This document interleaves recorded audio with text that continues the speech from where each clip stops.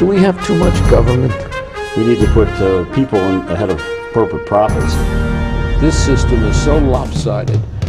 This threat is a real threat to democracy. And I think that's really important. That's something we haven't been doing in this country for a long time. Where do you start? What do you do? How do you do it?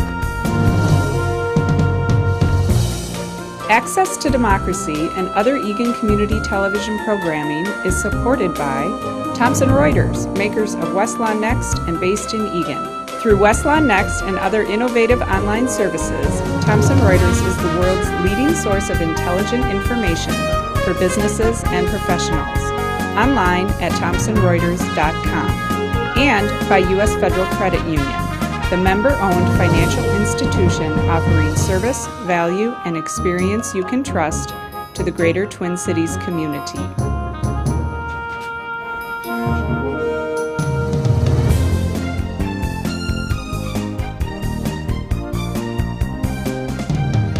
Welcome back. Access to Democracy returns with a first-time guest. And a funny thing happened on the way to booking this guest. My wife Sharon, but my daughter Stephanie lives in North Carolina.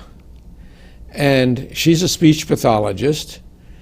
She contacted me one day and she said, there's somebody that I'm working with who I think would make a really good guest on Access to Democracy. And so Chez Raginiak is here, and we've met for the first time. And I've got Stephanie's name correct now, and I've got his name correct. Yes, you do. So let's see what we can do with this interview.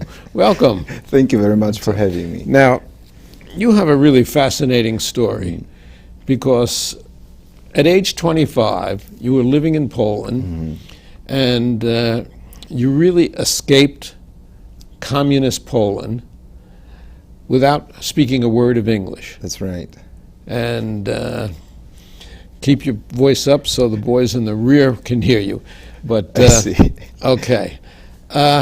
Now, being religious, you went to the Vatican. Yes. You saw the late Pope, and or the Pope even before the late Pope, John Paul and you II. decided right then and there, I'm going to escape. And as I understand it, you had a tin of tuna fish. You ate that tin of tuna fish, and you walked on foot across the Alps to freedom. Is that correct? That is correct. Tell us how that went. Well, you know, it was like Rambo First Blood, only with a smaller knife. You remember the movie? Yes. Well, actually, I planned the escape 2 years prior to the moment when I jumped on a bus and waved goodbye to everybody. I kept everything top secret. I did not trust anyone. I did not want to worry my family, so I did not say anything to my family. I went to Italy. In Italy, I separated myself from the group, and I jumped on a bus, on a train. I walked, I jogged as far as I could between the border between Italy and Austria. And that was the place where I ate my last skin of tuna and my last slice of bread, and I took the step. And I knew that there was a refugee camp on the other side of the border in Traiskirchen, Austria. I kept it such a top secret that I did not do any research. I did not want anyone to get suspicious of my plans. There was a refugee camp right next to Vatican. Oh, is that right? So I made it extra challenging and difficult for myself. And so I crossed the mountains, and I spent my last $10 on the ticket to Vienna, Austria. And then, make the long story short, 3 days later, totally tired, hungry, thirsty, scared like never before, I entered the refugee camp. So you were in a refugee camp for a period of time. For 6 months, yes. But somehow from that refugee camp, you ended up a religious Catholic being brought to the United States by a Lutheran church That's right. in Iowa. So how do we work that one out? I mean, we know that in Minnesota, people are Minnesota nice, and in Yes, Iowa, Midwesterners are very good. But Tell us how you worked that one out. I really don't understand how the relationship works between, in the immigration process. But when I received the American asylum in the refugee camp, the next step is to find a sponsor in America. And I went to World Council of Churches. They had small office in the camp. And I told them, hey, I received the American asylum and I need a home now. And they said, okay, let us try to find something for you. And about a month later, they came and they said, we found a place for you. And I said, is it California? They said, no. I said, is it Florida? No. I said, where is it? And they said, Des Moines, Iowa. Small. And you love it because the weather is so Oh good yes, there, the weather right. was so wonderful. I was expecting slightly warmer weather. I don't know if you know, but if you follow the map of the world, Des Moines, Iowa, in Europe is somewhere between Madrid, Spain, and Rome, Italy. So I landed on December 11th, assuming that I would see some palm trees and green grass in Des Moines, Iowa. Well, it wasn't like it at all. It was cold. It was right after a huge blizzard. Oh my, it was like 20 below, you know. And welcome to America. Yes, and they drove me north 3 more hours, 2.5 hours to Clarion, Iowa. Little town on Highway 3 near Fort Dodge. And First Lutheran Church was my sponsor. Wonderful people, wonderful community. And did you speak any English at that time? Well, I learned 3 sentences before I came. I learned, hello, my name is Chez Raginiak. I speak no English, help. And I had a number to Lutheran Social Services, and I had 4 quarters ready to call. And when they picked me up from church, they gave me the most important book, the Polish-English Dictionary. And the conversation was quite dry, as you So can here imagine. you are in Clarion, Iowa, a religious Catholic at the time. That's right. Living among the Lutherans. And now you're in Minneapolis, proprietor of 2 companies. Yes. You are an accomplished speaker, and you travel all around speaking. And it's not in Polish that you're speaking. No, not usually And, not. So tell us how that all came I about. tell you, I always tell people, only in America. It's the American success right, story. you It's know, truly the American It is. success It's story. only in America someone can come and not speak a word just about of the language and start with nothing. I came with 1 bag and a guitar. I had a guitar with me. And Actually, a guitar can get you far in the Midwest. oh So, yes, you know, I think my next book will be about traveling with my guitar, because I think every pilot is an ex-musician and every doctor is an ex-musician. So, but yes, I came, and no language, no job. It was a small town in Iowa, you know, no jobs, and so I started learning language. I knew the language is the base for everything. So from the moment I woke up until I went to sleep, I learned through music. See, that's how later I get so involved in music and helping children, because I saw right away the power of music. So I learned songs by the Beatles and Rolling Stones and John Denver and How about Willie Nelson? Willie Nelson, yes, you bet, you know. It's my contemporary. Absolutely, That's you know. And Bob Dylan, of course. And I did not know what I was singing, but I was learning the words. And then later it truly helped. And Twin Cities, well, the small town in Iowa was quite small. I wanted to try bigger cities, so 87, during the World Series, we moved to Twin Cities. I saw the big signs over every bridge in Minneapolis as we drove on 35W, Go Twins. And I thought some famous Minnesotan woman gave birth to famous twins, because I had no idea what was baseball or twins. And 6 months later, I am watching the game, and Herbie Pocket, and you know, all these wonderful names and people. So you have really acclimated yourself. Now you've got 2 companies that you started, and we'll talk about them in a moment. And you've also written at least one book, I think, and maybe two books. 4 actually. 4. Yes. Well, you're way ahead of me now. Oh well. The one that we have displayed on the table, which one is that? This is called My Escape to Freedom. My Escape to Freedom, and maybe, there we go. Scott, you can even come in closer on that if you can. And that's the story of how you got here. Very much so. Yeah. Very much so. I think, you know, every generation wants to record the journey somehow. I was told by friends, you need to record the story for the next generations. And I started writing some kind of memoir. And then I said, well, I need to read memoirs written by others to see how they did it. And when I read some of the stories, I said, there's no way I'm writing my story down. Their stories are real stories of struggles. People who survived, you know, the Siberian prison camps or concentration camps, World War II, unbelievable. My story seemed like nothing compared to those stories. But then when I escaped Poland, I kept diary. I wrote down every day what they did. I wrote down things in the refugee camp, and I often would write poems, how I felt in that particular moment. And one day I went to the diary and I reread some of the poems, and I realized that the poems tell the story. So this book is written, my story is told through poetry. And there is some prose explaining the background, but it's Someplace along the line, you got yourself a college education. Yes. I tell you, 2 kids at home, working full time. We lived in. You married here? I married here. I married an American. Okay, Yes. and you had two Lutheran, girls, Lutheran, right? Yes.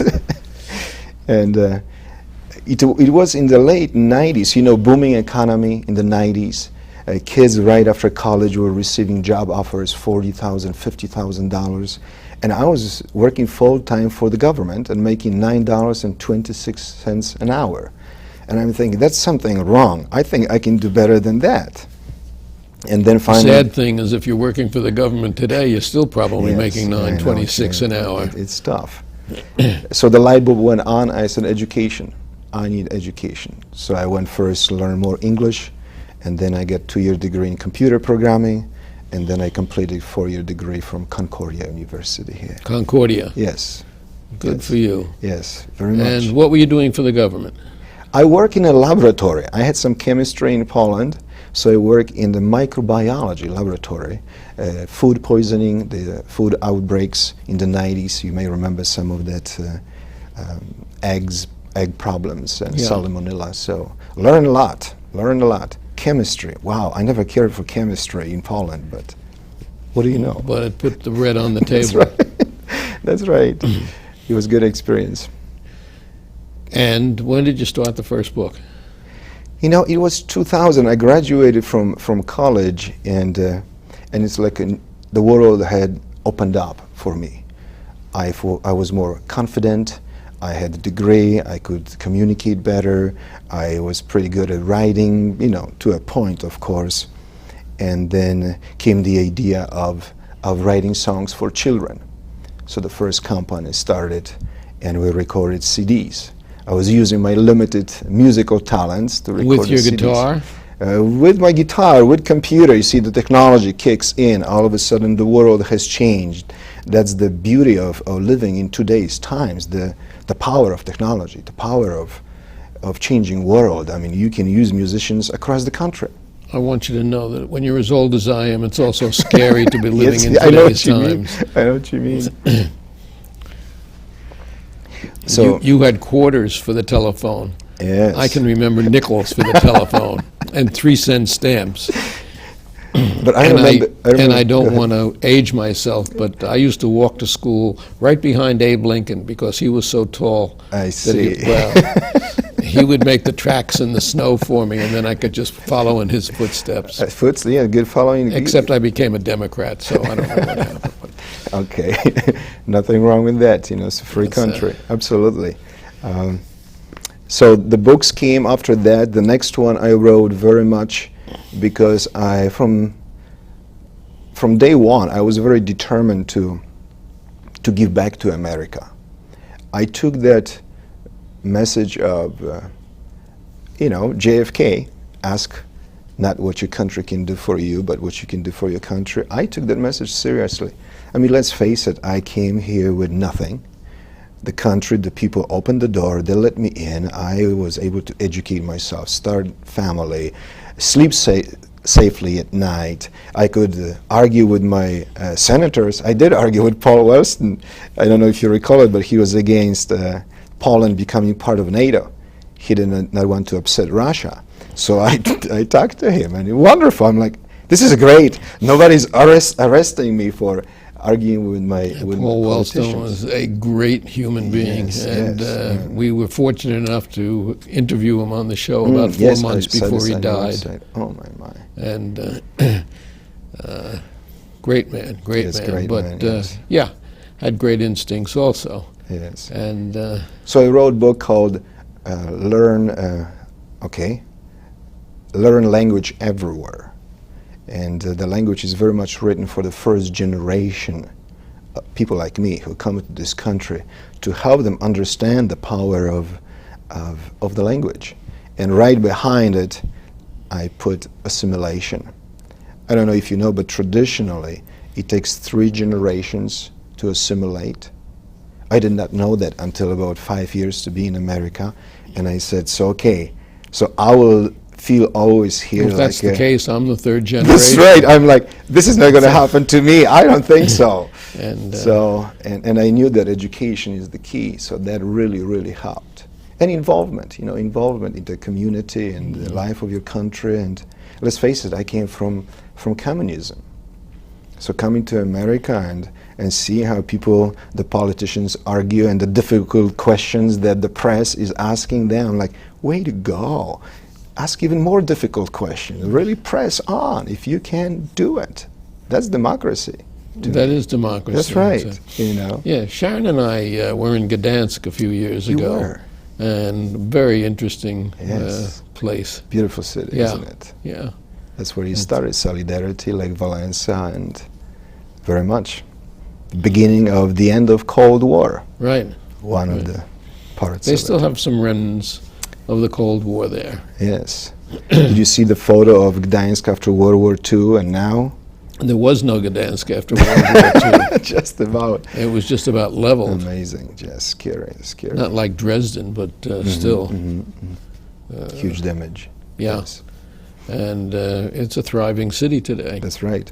I just read the other. Poland threw off the reins of communism, and Yes. it's a whole different world, although they're having their financial problems like everybody else at the moment. Absolutely. I remember in the 80s, Poland was considered to be 50 years behind the United States in development. It makes total sense. And now, I just heard about a month ago, Poland is the 6th largest economy in Europe and 20th largest in the world. That says something for, tells you something about the system, yes. Now, you started a company here. Which one did you start first? I started the Kids Express train. Now Kids Can Talk. Kids Can Talk. Yes. And this was dedicated to helping children with speech disabilities. Delays, yes. Autistic children with autism, apraxia, dyslexia, and just to be clear, I am not a speech pathologist. I was just going to say, how did Yes. you get into that? Well, Through music or what? Yes, through music. I was playing a band here, believe it or not. I was in a rock and roll band in the great United States of America. That was one of my childhood dreams. And so I was a rock star for about 30 minutes. And then I grew up, I cut my hair, and but a friend of mine from church in St. Michael, she remembered that. And she was and is the speech language pathologist with all kinds of wonderful ideas how to help children. And she came to me and she said, hey, you are the kind of entrepreneur spirit. Let's do something. So we recorded one CD, just kind of like a pilot project.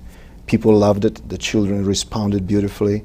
So at the end, we recorded 9 CDs, and we're still selling them worldwide. Just unbelievable. Well, let's pitch them. How can people get them? Well, yes, they can go through the www.kidscantalk.com. That's the website, and They can be sold, we're selling them on CDs, on Jump Drive now. You know what Jump Drive is, right? The little I have no flash drive. idea what you're talking about. Or they can download them directly to their computers without any shipping or handling. The technology changes. And also we have now 2 apps for iPad 2 and 3. Again, technology changes, and we're developing more apps and more products. So kidscantalk.com. So you have become a tycoon I don't know what that is, just a blessing. from crossing the mountains in '85. Unbelievable. You know, we think about someday having a car, your own car. A house was like, that will never happen. And then you come to this country, and if you work hard and you do normal things, you can afford a car, you can afford a house, and the refrigerator. You know, food is cheap. I know food got much more expensive lately, but still, for a day of work, you can feed the family for a week. Well, you and your family lived in a tiny house In Poland. when you were in Poland, That's right? 16 by 22. That was the foundation size. That was it. That's right. Potato basement, small attic, and that's where they still live. My mom still lives there.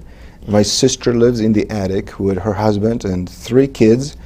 And now one of the daughters got married, and she has a child.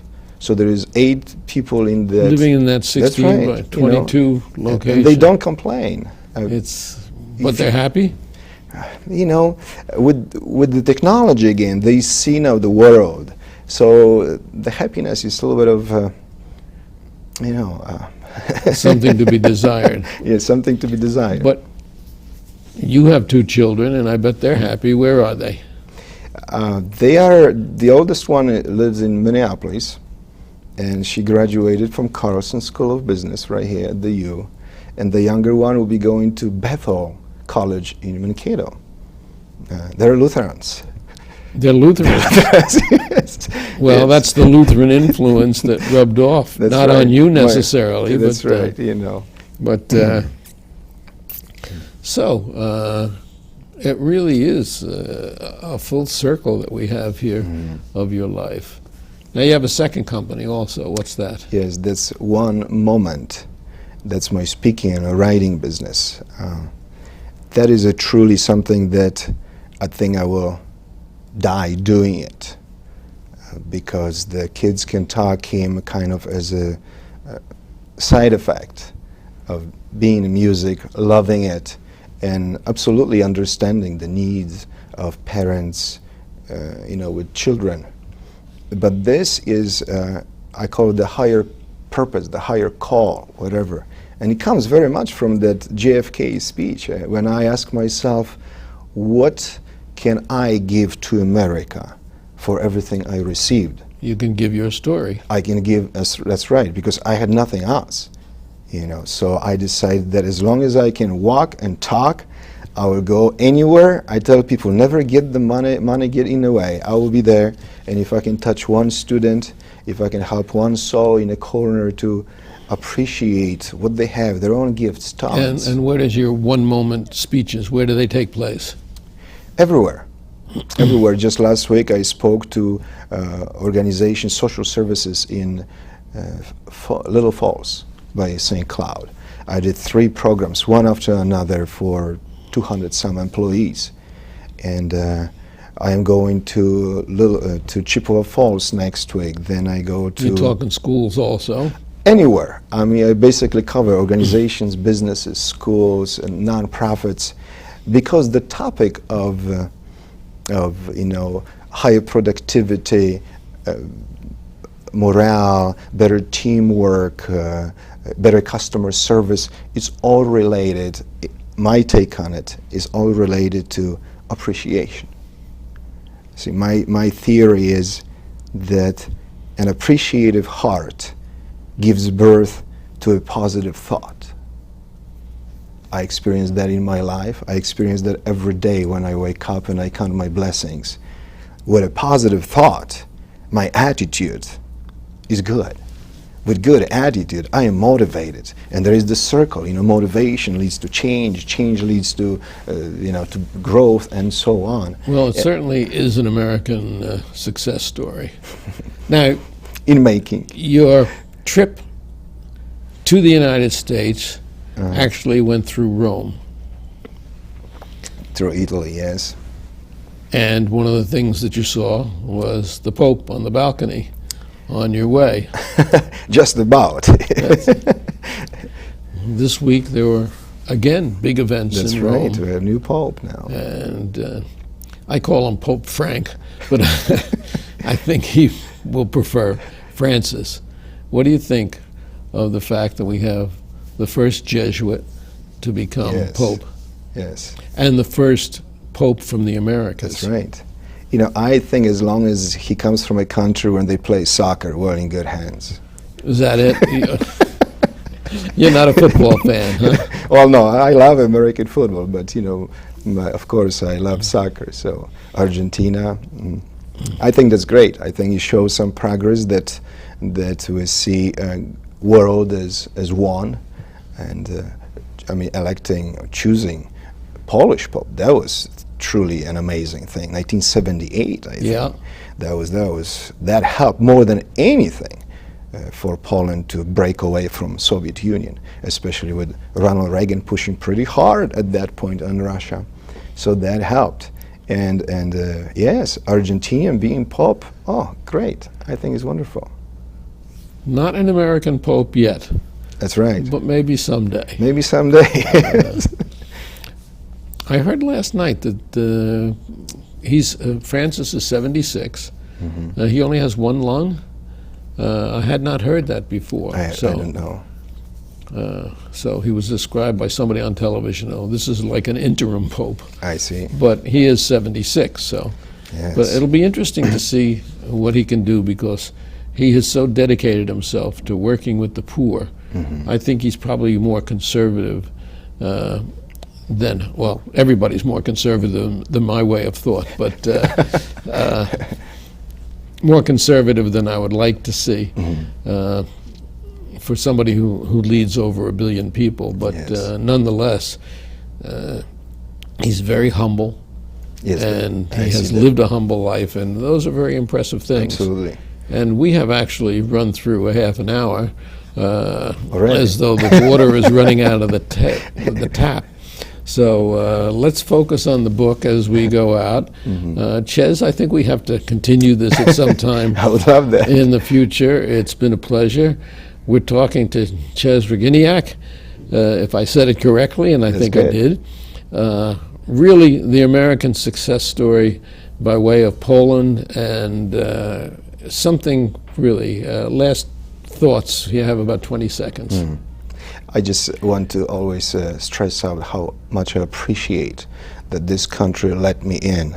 I mean, because of that, my life has changed totally. My children have the greatest opportunity to be anything they want. And my family in Poland, now my mother, 85-year-old, she has central heat and windows that don't leak. Thank you. Thank you. Thank you.